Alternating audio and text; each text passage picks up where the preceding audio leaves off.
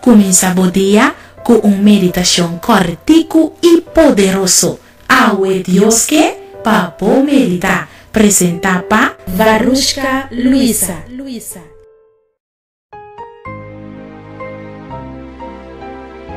Hey, felizmente, Pabo. Awe nos texto de meditação está em Juan 10, vers 10. Ladrão não está bem, hace nada outro, que horta, mata e destruir. Mas a mim, a bina para dar vida e vida na abundância. Vida tá algo doce. E em verdade, ora o ladrão dentro de casa, é busca de horta bucos não vai conhecer.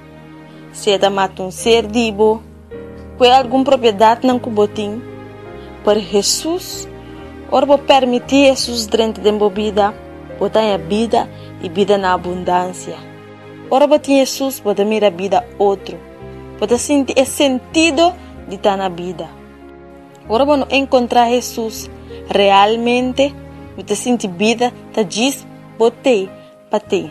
Pero permitir-me bisabo, que assim que vou conhecer Jesus, vou experienciar Jesus, vou um conhecimento personal com Jesus, queremos, pode sentir bom, botar na vida e que vou abrir a vida, e vida na abundância.